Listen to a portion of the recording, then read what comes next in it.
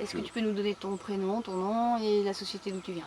Absolument. Donc Cyril Fontaine, Société Française des Jeux, basée à Boulogne-Billancourt, Moussy, zone 95 nord de Paris et Vitrolles à côté de Marseille. Donc dans quel esprit est-ce que tu es venu au Raid de la Mixité de Terre d'Équilibre? Alors dans un esprit de, avant tout de partage, ça a été quelque chose, enfin, c'était une expérience que j'avais déjà vécue quand j'étais déjà étudiant en STAPS il y a quelques années de ça, et une association qui s'appelait APFix, qui était donc un partage avec des personnes tétraplégiques. Et j'avais trouvé cette expérience hyper enrichissante, donc j'ai voulu la renouveler, enfin, recommencer une nouvelle fois ce genre d'expérience parce que c'est véritablement enrichissant. On apprend beaucoup de choses sur soi en étant en contact avec des personnes handicapées. Est-ce qu'il y a des personnes handicapées à la Française des Jeux? Absolument, j'en connais, enfin ça fait pas très longtemps, ça fait un an que je suis arrivé moi, donc j'ai pas encore eu le temps de connaître les 450 personnes qui sont à Boulogne. Mais j'ai déjà effectivement vu 2-3 personnes, dont un fauteuil roulant qui vient travailler donc à la Française des Jeux tous les jours.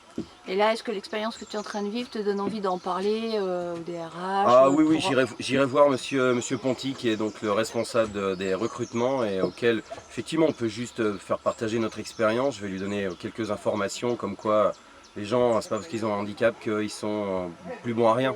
Clairement pour moi c'est pas ça l'état d'esprit, c'est plutôt effectivement que nous on soyons plus ouverts à leur handicap et qu'on leur offre des possibilités de travailler. S'il y avait un mot à retenir de ce raid pour l'instant, tu dirais quoi? Convivialité. D'accord. Et quel est le moment le plus fort que tu as vécu pour l'instant? Le fait qu'on annonce qu'on soit pour l'instant leader. Non, c'est vraiment, enfin, là, je vais parler de mon groupe. Patrick est quelqu'un de hyper chaleureux, hyper ouvert, qui voilà, qui a un handicap, quel qu'il soit, il est vraiment, enfin, c'est quelqu'un qui a toujours la banane, qui est toujours heureux de vivre. Voilà, c'est juste du bonheur, juste du bonheur. Et dans les activités, qu'est-ce qui t'a le plus touché? Le rappel, Ouais. avec l'idée folklorique qu'on m'a proposée à la fin du rappel, c'est-à-dire une petite chute dans l'eau, mais ça c'était très sympa. Puis non, mais toutes les activités ont été vraiment hyper enrichissantes, enfin voilà, c'était bienvenu. La Sarbacane j'avais jamais fait, sur un bateau d'autant plus, c'était hyper agréable. Le baby-foot géant non plus. Enfin, faire un hockey avec des fauteuils roulants, c'était hyper génial aussi. On se rend compte que bah voilà, au quotidien c'est quand même un calvaire ce qu'ils vivent, quoi, de se déplacer avec leurs deux bras et puis avec un fauteuil qui est lourd, qui est encombrant, qui est difficile à manœuvrer. Donc super journée pour l'instant. Donc un regard sur le handicap qui a changé?